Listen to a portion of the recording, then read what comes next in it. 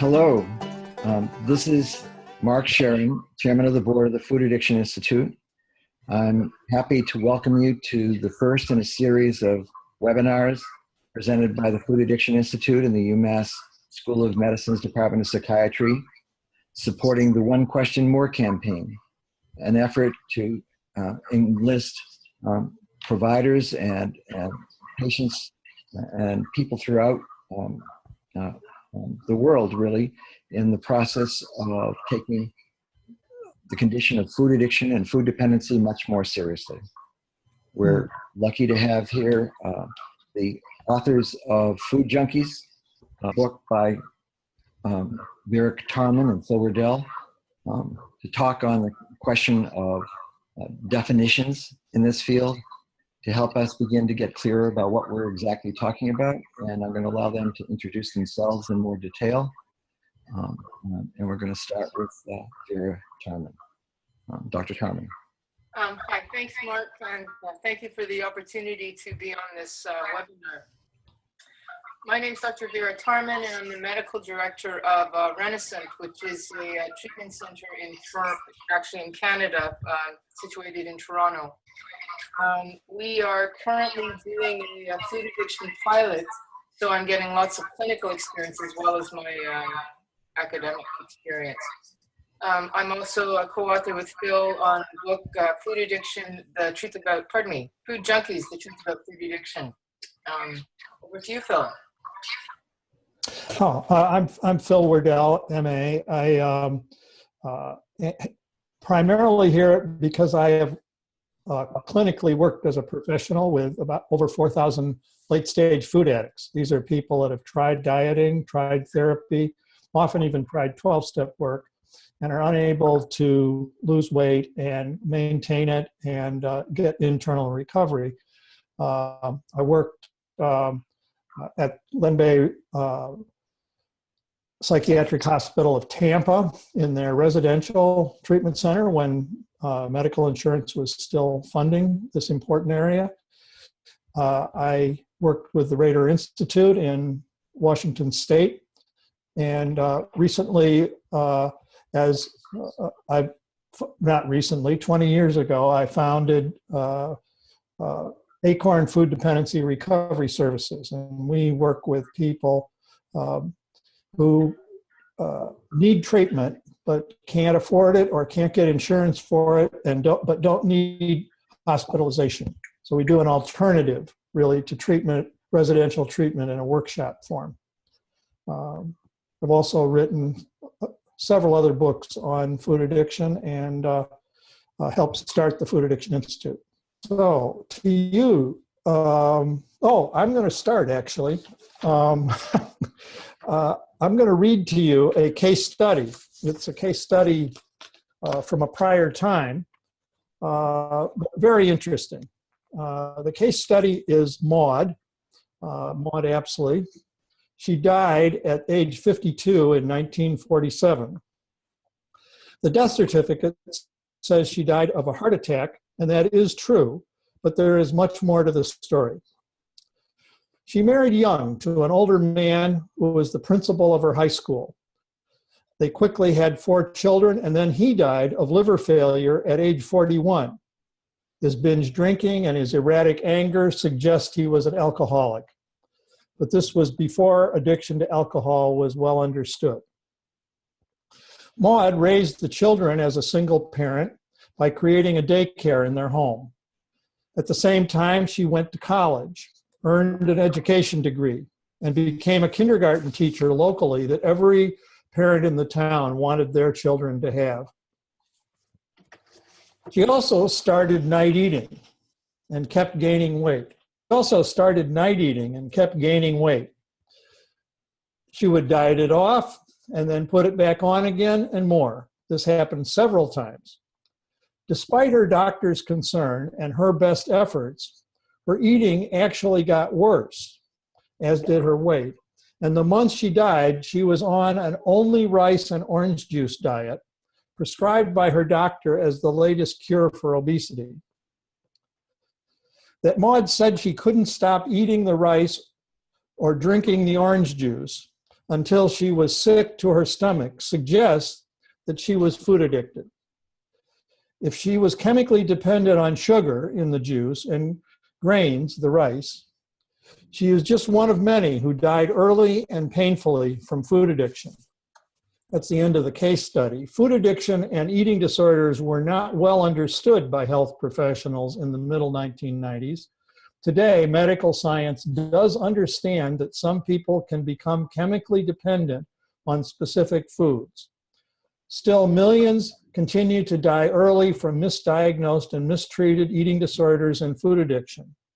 Many serious diseases, for example, diabetes, heart disease, depression, cancer, as well as obesity itself, are often secondary to dependency on specific food. The prognosis for healing of these diseases is often improved greatly as food addiction is correctly diagnosed and treated. We now go to Vera, who will tell you why definitions matter. Thanks, Phil. Okay, I'm going to start. Thanks, Phil. Definitions are essential to give us a common language that we can all across the world and across our various disciplines speak from the same context. They help us untangle the muddle of what disordered eating is. Terribly complicated issue. Is it binge eating? Is it compulsive overeating? Is it food addiction?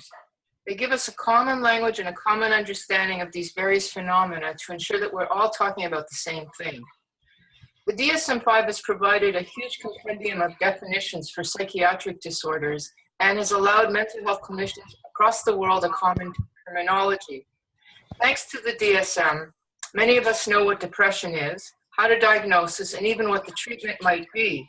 We do not have such terminology for disordered eating that includes, our idea of what food addiction is. To-date, disordered eating is dominated by the eating disorder paradigm, which has colored our definitions of problematic eating in the clinical world. Overeating is seen as a form of binge eating or lack of control.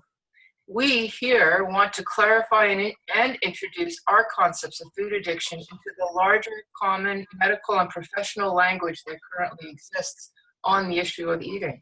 Yes, binge eating and compulsive overeating do exist, but they may coexist with food addiction. This is especially important as we're starting to see clinicians talking about food addiction who are proposing treatments that are actually not useful for food addicts. There, for example, nutritionists who call for mindful eating, helpful but not essential as far as we're concerned.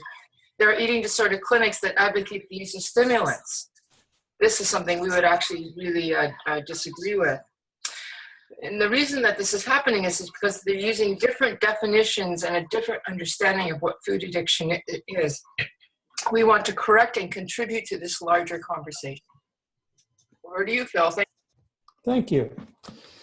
So I'm going to start here in a very particular way and give you the summary of a lecture which I have probably given thousands of times. What I've learned is that when I treat people who might be food addicted, who are trying to assess themselves or are trying to break their own denial about food addiction, that it's very helpful to make a distinction for them between normal eaters who are obese, meaning normal eaters who normally can control their weight by diet and exercise and lifestyle change. Emotional or psychological eaters, those with eating disorders, those who would be anorexic, bulimic, binge eating disorder, a couple of other specialized eating disorders as put in the DSM-5, and those with food addiction or a chemical dependency, a substance use disorder. I find that frequently people do not understand the differences between these three, and that the language that I'm going to share first is the language that seems to have worked clinically for clients who have then moved into recovery in great numbers. It is also, I've found, the best way to start when I talk with physicians, dietitians, and therapists. That this gives you at least a common language with me. So we'll start with normal eaters. They may have problems with weight. They may even be obese or even grossly obese. If they do not eat the appropriate number of calories and exercise moderately to maintain an ideal and healthy weight. The problem for what we call normal eaters is primarily physical. If they choose to eat a balanced diet, exercise moderately, and get support with lifestyle, they can lose unwanted weight, or in some rare cases, gain weight, and keep their weight in a normal range. The problem is about calories in and calories out. Basically, willpower works, motivation works. They have to put the fork down, push away from the table, and do the diet. This is just a mention that I've met many people who, when told by a doctor that their weight may cause medical problems, might cause them to have a heart attack, they are able to lose weight and keep it off, and it's no problem after that. I've also noticed that in the research of Weight Watchers, that there are a significant group of people, sometimes 5 or 10%, sometimes as much as 20%, who are able to lose weight and maintain it for at least a year. I would call these most likely to be normal eaters, or at least normal eaters right now. What is the difference between them and emotional eaters? Emotional eaters often have similar problems with weight, but find themselves powerless to follow directions to lose or gain weight or to restore their healthy eating behaviors, even when they really want to. They've lost control. For those with diagnosable eating disorders, anorexia, bulimia, binge eating disorder, the underlying problem is mental and emotional. It's not what you're eating, but rather what's eating you. Problem eaters use food to numb many of their prior unresolved traumas from childhood, or traumas from internalized shock from the war or from physical or sexual abuse. So this complicates the issue. They have strong and difficult feelings which they have not either the skills to deal with, or which have gone unconscious, and when they come up, they have not had the support to work through. They become attached to using food as a way of medicating.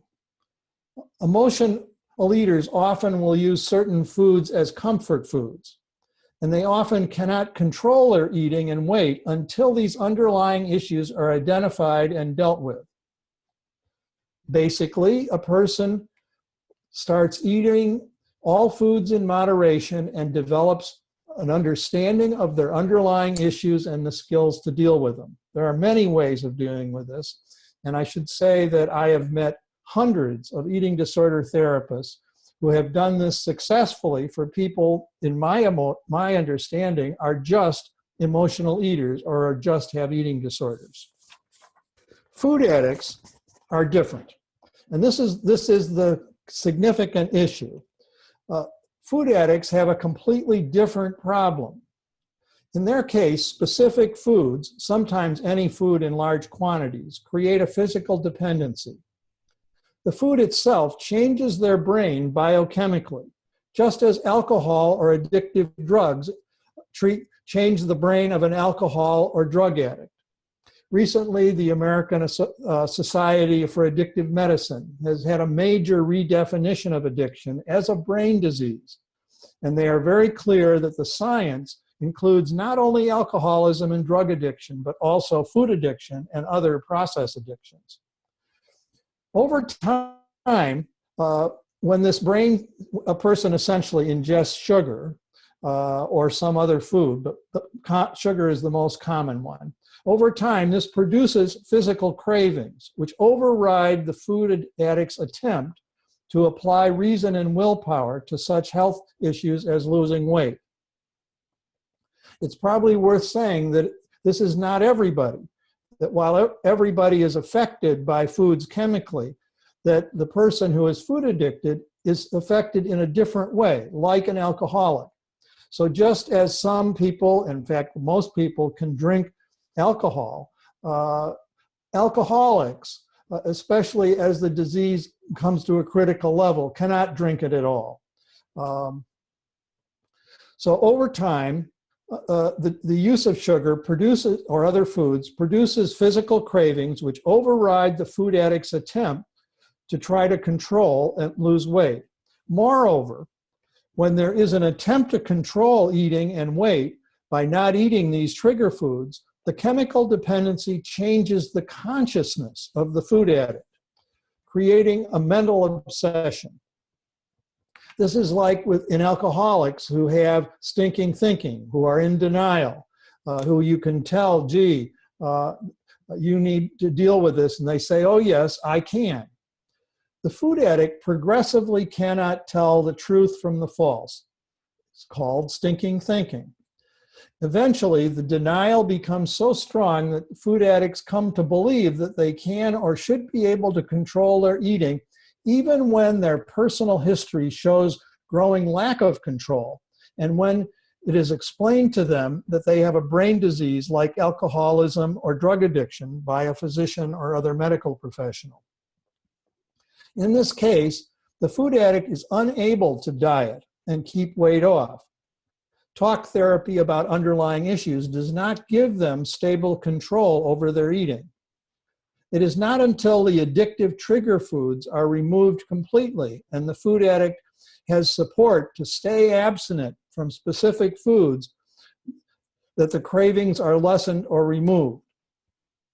Even then, the problems of distorted consciousness remain.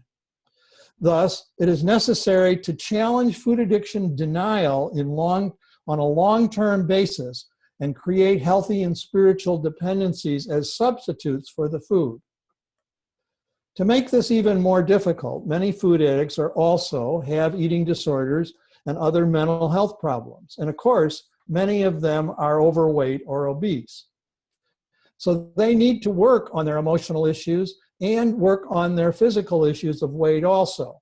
The key is that addiction is a primary disease. So if you do not treat the food addiction first, when you deal with either the dieting or the therapy, then the addiction will override the results. It's like a heroin addict or an alcoholic who is still using, trying to do therapy. It just doesn't work. What happens is that each of these diseases needs to be addressed separately.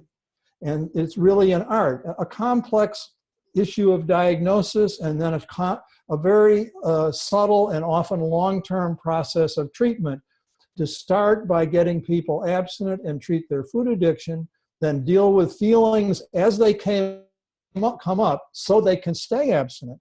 And then by keeping on a food plan that is weight loss or moving towards a health, all three diseases are dealt with. So those are the three types of eaters: normal eaters, emotional eaters, and food addicts. Vera will now look at this from a more medical perspective, because medically these terms are defined in a much more specific and rigorous way. Thanks, Phil. I appreciate that. So I'm going to take Phil's paradigm of the normal eater, eating disorder, and food addiction and plug in the medical information where there is definitions and where there are concepts that are being used in such a way that we can, again, begin to synthesize these two areas of clinical work and medical work. So in the normal eating context, the thing to be aware of is that we are all very clear is that a person who struggles with eating does not necessarily mean that they're a food addict. We are people living in a toxic food environment that is engineered in such a way that it makes it very difficult for even the least addictive of us to eat in a controlled manner. Under the normal eating paradigm, I want to kind of separate two ideas. One is just the toxic food environment itself and how we're lured by that. And then the second are some of the actual hormonal demands that are not part of the eating disorder or food addiction piece. They're part of a normal eater who is succumb to sort of outside influences. So the first one is the food environment. Many foods are addictive. Many. The most common addictive foods, as we know, are sugar, flour, and in combination with these, salt and excessive fat. Our current food environment is engineered to compel people to eat foods that are not nutritious or to eat them beyond amounts that would reach normal satiety. These foods are engineered to spark the addictive neurochemistry that makes food highly desirable.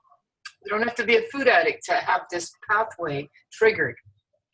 Wanting these foods or wanting more than the person planned to eat does not mean the person therefore is a food addict or even has an eating disorder. Just to emphasize again, excuse me, in our current food environment, we are all lured to overeat. And we may still be normal eaters. We are simply living in an environment that has manipulated our neurochemistry to eat abnormally so that even the normal eaters will overeat. Throw in quickly the definition of compulsive overeating. This is just a descriptive term to indicate eating with loss of control. It doesn't imply causation. I don't know if when I hear that term, if that's compulsive overeating because of a food addiction, eating disorder, or because they're in the wrong place at the wrong time. In other words, in a toxic food environment. It's just simply a description of overeating without a loss of control. Okay, so now the other piece for the normal eater, the other outside influence may be their weight. Often people who are struggling with disordered eating are obese. And so we're dealing with complex hormonal forces that create further problems with eating. When a normal eater is overweight or obese, their compulsive overeating is spurred by more than just the toxic addictive foods that they're consuming. Hypothyroidism, for example, is a hormonal factor that can lead to lethargy, weight gain, and a desire to eat. So there's a hormonal piece right there. Estrogen and testosterone irregularities can also lead to excessive weight gain, as well as emotional irregularities that can lead to overeating. Think of PMS or menopause. A normal eater, though, is also often, if they're obese, suffering from the disease or illness of obesity. Obesity is a chronic progressive disorder that is hormonal in nature. Keep in mind that fat cells are an endocrine or a hormonal gland. A person with a BMI or body mass index of over 25 is termed overweight, and if over 30 is labeled obese and is therefore subject to some of these hormones. We're beginning to discover that the hormonal disarray caused by an elevated BMI can determine a person's desire to eat too much as well as their likelihood to gain weight. Dopamine, for example, is a neurochemical that makes food pleasurable. We know that the higher the BMI, the more weight a person is, the more the dopamine 2 receptors become blunted so that a person needs more food to get the same reward value. If you can't get enough dopamine or you can't feel it, you're going to want more food, therefore eat more. 2, we know that the more obese a person becomes, the more insulin receptors become unresponsive. The person becomes diabetic. The more insulin is required to cope with the food intake. Since insulin is a hunger hormone as well as a hormone that stores excessive sugar into fat, the more insulin on board, because of the diabetes, the hungrier a person becomes and the more food are also stored into fat. These are just hormonal factors, nothing to do with food addiction. We also know that obesity creates leptin resistance. Leptin is the hormone that makes a person feel full after 20 minutes of eating. This means that the more overweight a person becomes, the less satisfied they are with their food, because we've discovered that the more weight a person has, the more resistant they become to this hormone that makes you feel full. Therefore, the person will want to eat more, basically, the more weight that they are. Thus, the more overweight a person is, the more a person needs to eat to feel satisfied and full, and the more likely they are to gain weight, even with the same caloric content. This is all still part of that normal eating paradigm. Treatment in this case is apparent. If we can actually measure the hormones, if we can actually treat the hormones, if the person can lose the excessive weight, some of these hormones may readjust so that food can become satisfying in smaller quantities again, and the occasional excessive food calories will be less likely to be stored into fat.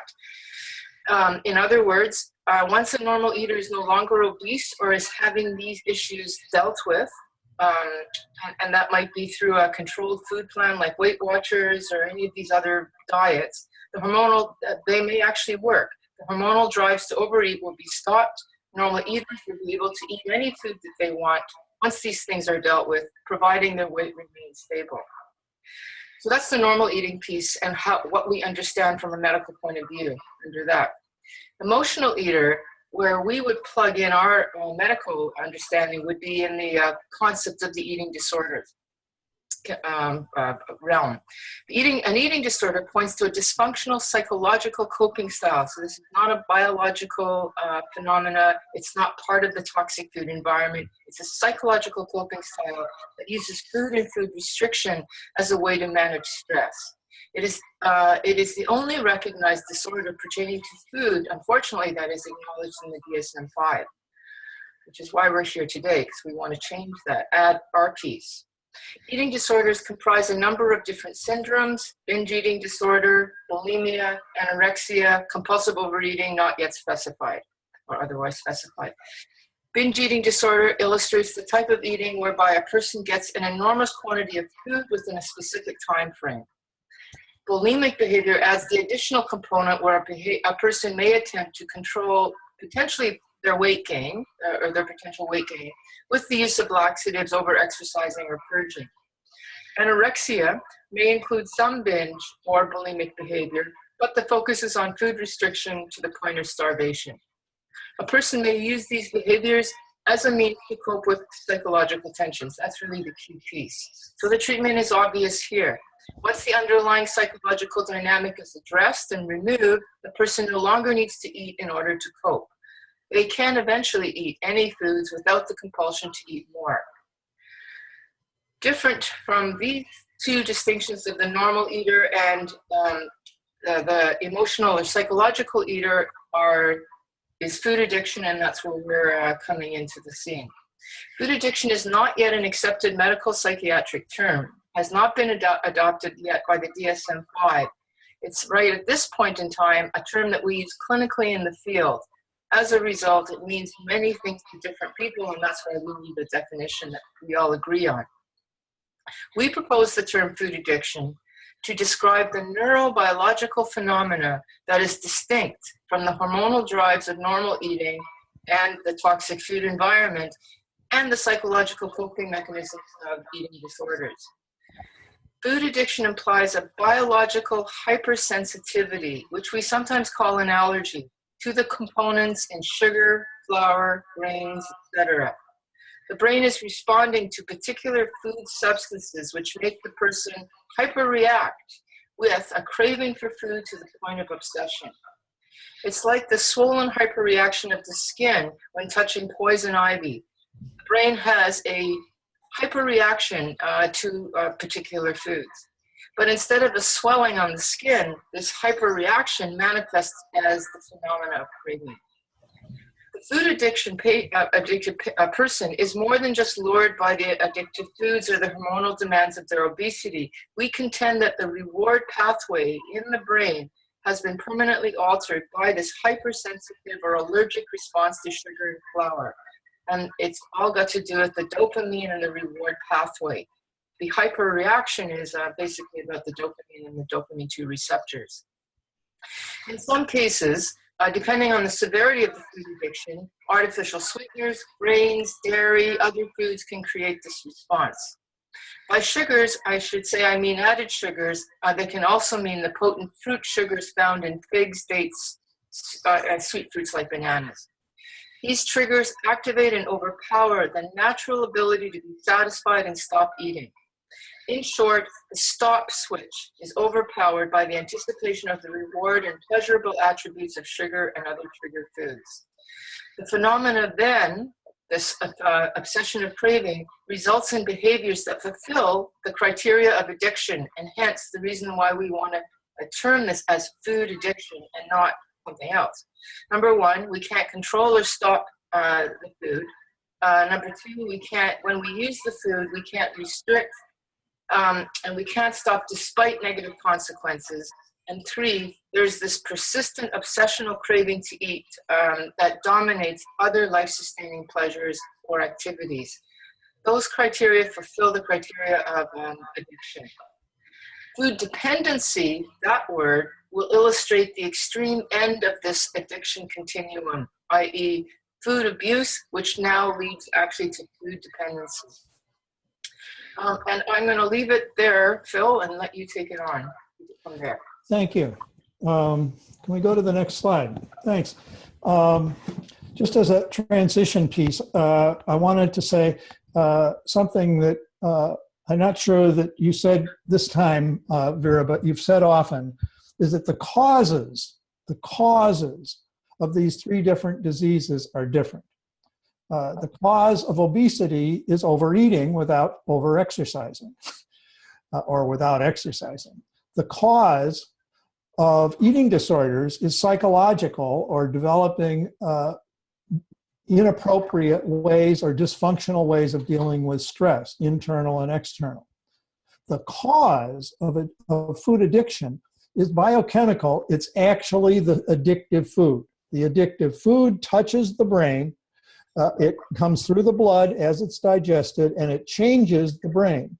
And it's the fact that there is a brain change caused by the food, which creates this very different disease, just like drugs and alcohol.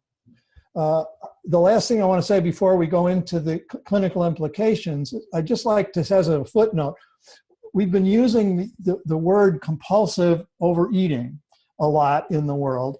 And this was essentially created by one of the 12-step organizations, the first 12-step organization, Overeaters Anonymous, that dealt with food problems.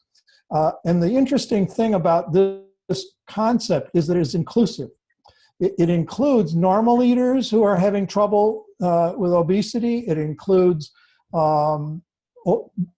binge eating and other eating disordered people, and it includes food addicts, and of course includes many people who have all three of these. But within that fellowship, there is not clarity about the difference. And what has been happening in recent years is some of those people who have one of those diseases in more particular have gone and formed their own association. There's a Food Addicts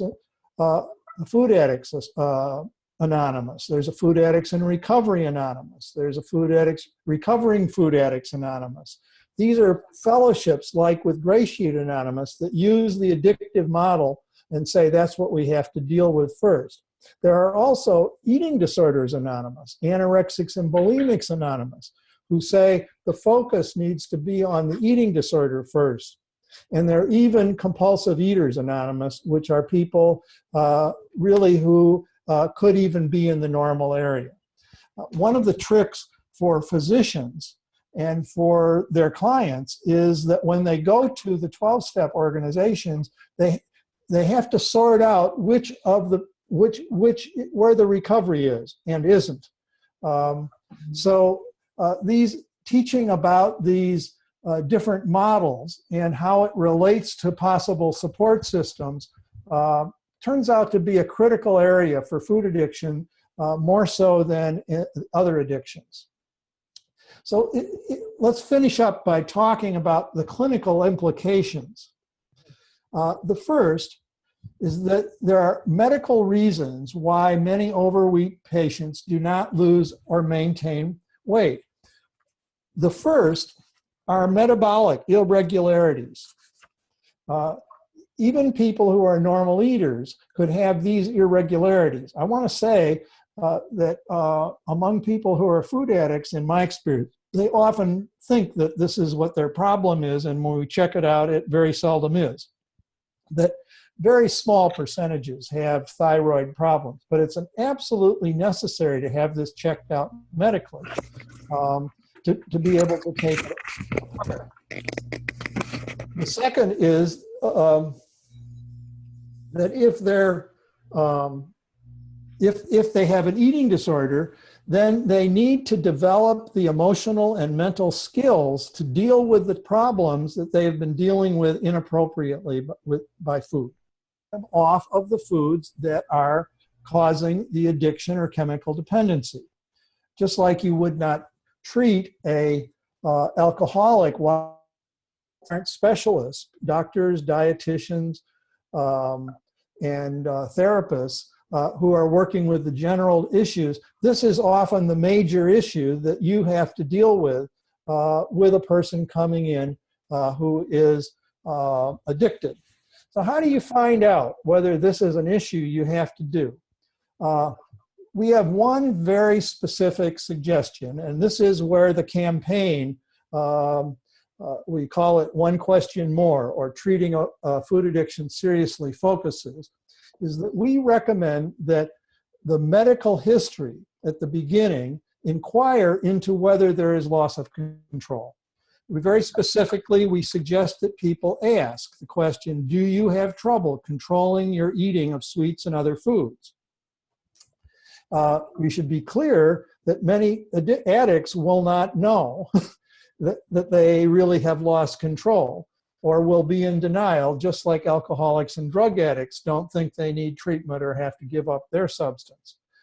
Similarly, many normal eaters will think they have lost control because every once in a while when they eat chocolate, they have to eat a second one.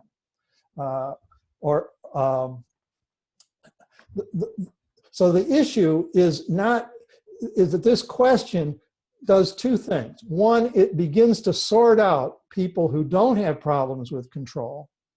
And then it gives us the people who do have control so that we can do further assessment. There are clinical screening instruments, that's I guess what we want to deal with next, which will help us understand if the person is food addicted. The one that's been used historically is actually in the 12 steps and on their website. So you go to OA.com or foodaddiction.com, or actually it's foodaddiction.org or OA.org, FA.org. And on those websites, just like the Alcoholics Anonymous website, there is a self-assessment instrument. So it's just one page. Some of them are 10, 12 questions, some of them go up to 20. And it is a self-assessment instrument where a patient or any person interested in whether they're food addicted can say, well, do I have problems?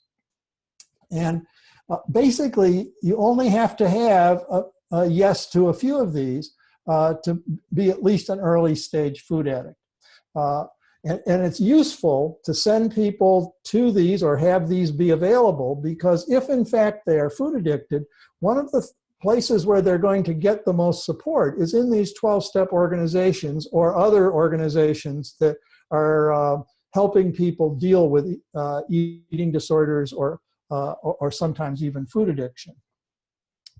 So getting them and the other part of it is that in food addiction, like other addictions, the client has to come along and agree with the diagnosis. In other diseases, the doctor can make the diagnosis, give some medication, or have an operation, and it can be handled. The client doesn't have to the patient doesn't have to understand and accept. In the case of addiction, the person has to accept that they are addicted. That's part of the treatment, is breaking denial. And learning what you have to do if you're addicted, and then follow a certain protocol based on this. So this is the first thing to do. The problem with these assessment tools, of course, is that they are not peer-reviewed, and there is almost no research. There's a reason for this. It's not really appropriate to do scientific research by medical people on OA, and they do not give out this material. But there are, in fact, peer-reviewed instruments. The one that is the most used and most important is the Yale Food Addiction Yale Food Addiction Scale. I want to make sure I get the Yale Food Addiction Scale. It's on, you can Google it and you can find it on the internet. It's available free of charge. It is peer reviewed as being incongruous. It does meet test for all of the criteria of substance use or food addiction or food dependency.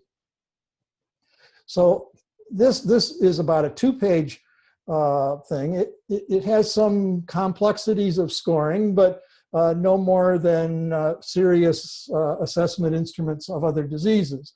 And it also then allows your work to be connected to an enormous amount of research. This scale, the Yale scale, is being used in a lot of research now, and there's a lot of scientific journal material showing epidemiological data and other data, outcome data.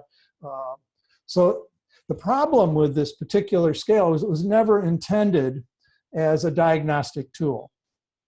And so one of the problems is that when you use this tool, you aren't dealing with the issues of denial, and you aren't dealing with the issues of definition of language. And what you find is that it is not really precise in terms of telling the difference between food addiction and eating disorders. It won't tell you if a person has both. The other thing is that it doesn't tell you what stage the person is at. And I just want to mention, although these are very early stage, we need those more thorough diagnostic tools, and we need a screening tool that is shorter and easier to use in the office. There is this now. There is a brief form, a 1-page, I think it's about 8 or 10 question survey put out, and that is now available, again, on the internet or through our websites. Just to mention that there are 2 other things happening. In Sweden, there is a diagnostic process for drugs and alcohol that is much more sophisticated and deals with levels and stages and co-addiction. It's about a 2-hour process. You have to be trained to do it. And there has been no research on its validity yet. But seeing it in a clinical situation and hearing people who have been assessed this way, what I find is that at minimal, the clients themselves find this useful. They see themselves much more clearly, and it helps break denial. This is the work of Bitten Johnson. Could we get back to the treatment piece? Yes. So, thanks. So once you have an assessment, you know essentially if a person is food addicted or not. If they are not food addicted, then the next thing to do is to treat them for their eating disorder.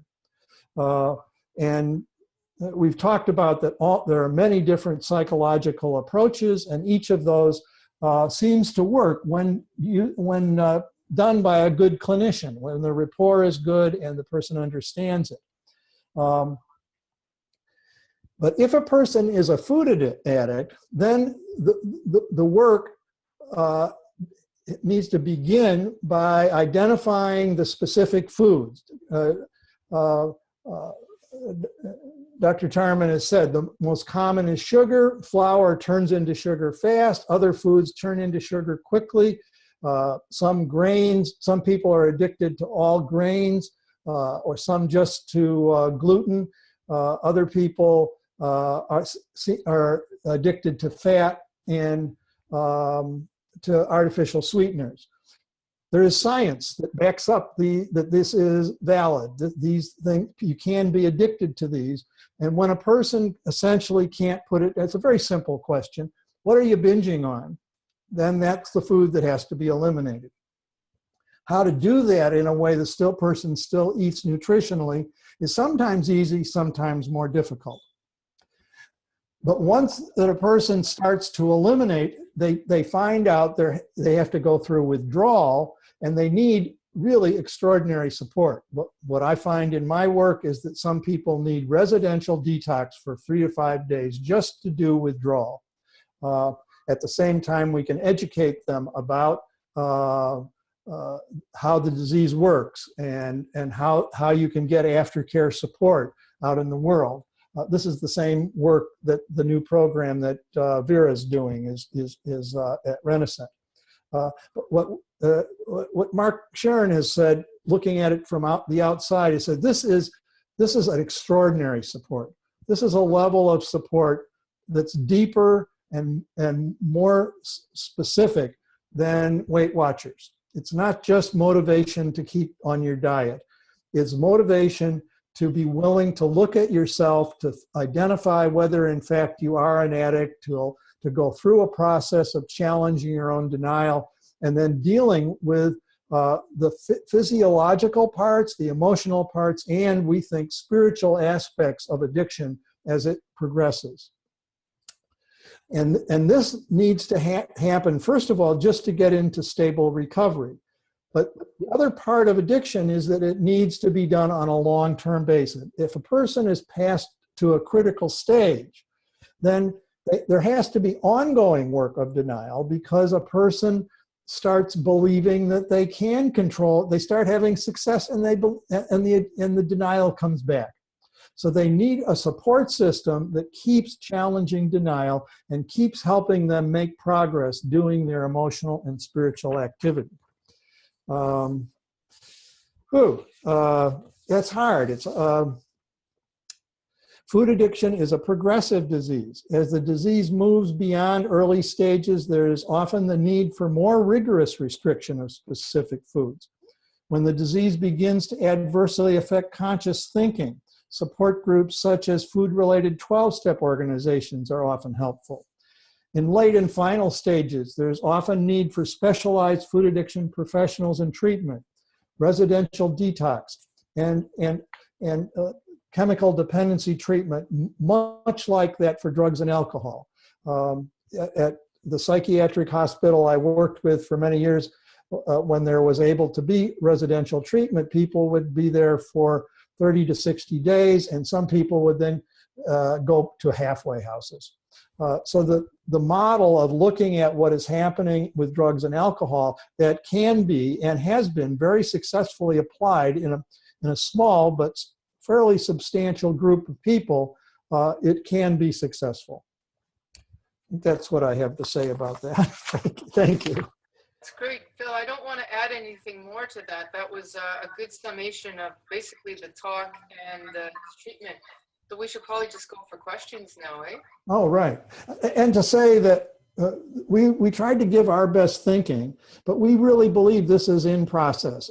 Our thinking improves yearly, and please join the dialogue. We will try to put this out in a written form, as well as, and there are ongoing conferences on treatment of food addiction that the Food Addiction Institute and University of Massachusetts School of Medicine have been sponsoring. What's the first question? The first question I have is actually from Sweden. And I'll give this one to you, Vera. The question is, why not use the international codes for addiction? They use these in Scandinavia for food addiction. Why not just use them now in the United States? Okay, so that's the, I'm sorry, I don't remember the name. Is it ISAM? Do you remember, Phil? Yes. Yeah. Okay. Anyway, what I'm sorry, I don't have the criteria in front of me. We were going to do that. All right. We can put that in the material that we make addendums. It's very similar to the DSM-5, and it would be nice to have that alongside what we're doing just for inclusion. But I actually think that the point that you make is the most important, that we're using the ASAM criteria, or basically the DSM-5 criteria for addiction, primarily because in the States and in Canada, we rely on that for our insurance and diagnostic criteria. So it's actually more of an expedient and prudent choice than it is whether one scale is better than the other. Right.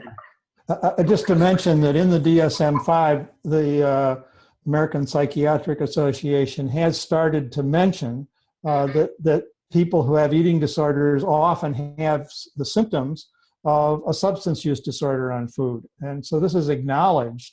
They want just how to clarify the question that we're talking about. How do you tell the difference between an eating disorder and a food addiction? Here's another question. In fact, we're getting international questions first. This is from Israel. The question is, what would be the best way of presenting this material to physicians and counselors and dietitians if it is yet new information? Well, I can tell you from my own experience, clinical experience, this is partly why this One Question More campaign is really useful. The more short and clear it is, so one question is pretty easy, the more likely someone's going to use it. So that's the first piece, that the clinician doesn't have to skip through, like you mentioned, the Yale is, it's 27 questions, and it's a research tool more than a clinical tool. So there's that. We want to have something that's very, very easy to use, 1 or 2 or 3 questions tops. And then the other piece that's really important is, from a clinical point of view, is sometimes people don't want to ask unless they have a solution. And so if we make very clear, we do have a solution, and it's actually a successful solution. That's actually the piece that's not getting translated out there in the clinical world. People know that there's an issue, don't want to go near it because they don't know what to do.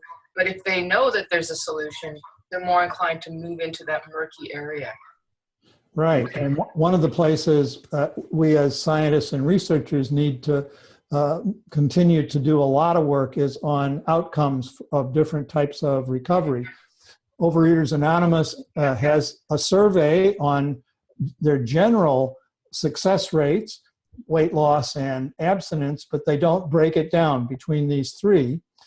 Food Addicts in Recovery Anonymous is currently doing a very detailed survey of the medical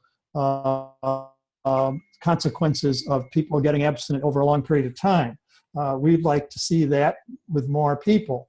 And we would like to see research on our ACORN program. We've done internal research, but we need outside research.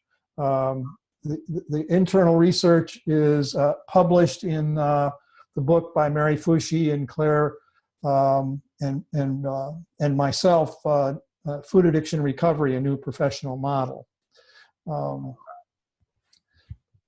We have one more question here. How can we get involved in this campaign? Maybe Mark, who is has some thoughts about this. He is the chairman of the Food Addiction Institute and on the steering committee of that program. I can say this: we are in the planning stages right now of the campaign. There are now about 30 or 40 people on various committees on website development, media development, resource development, clinical assessment, fundraising. So one of the things people can do is join the work groups. You can do that by going on to the website foodaddictioninstitute.org. Another thing that is really needed right now is contributions. We need a very grassroots campaign. The campaign is needed to raise the money for just to put in place the administrative staff for the ground game. Our goal with the program is to have 10% of all physicians, dietitians, and therapists, and other mental health professionals to be asking the question about control of food, loss of control of food by the end of the campaign in 2 or 3 years. This is enough, we think it would be a turning point. But we do need to we think we'll probably need a budget of close to $250,000 a year to mount a very credible and effective campaign. If people have access to where that is, or can contribute themselves $1, $10, $100, $1,000, we might end up having to do this by small donations. The last thing that I can see that people could do is to talk directly to their physician, dietitian, and other medical experts.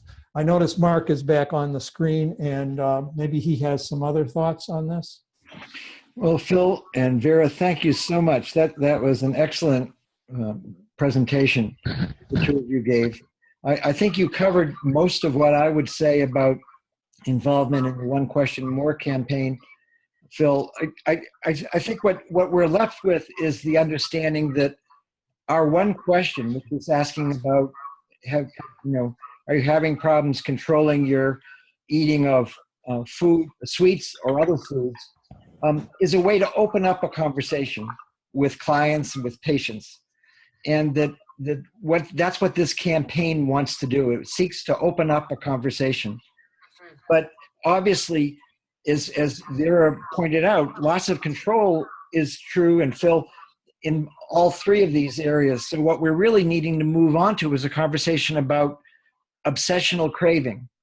And we'll obviously need to teach people how to have that conversation in a brief and efficient manner, and then how to guide people into further seeking further professional support by people who know what they're doing when it comes to food dependency and food addiction, and to other kinds of support like 12-step programs. So I think this gives you an introduction. This gives you an overview and a wonderful introduction to the problems of terminology and where we are and where we're trying to go. And again, I want to thank you, Phil and Vera, for just a most excellent presentation. And thank you all for joining us.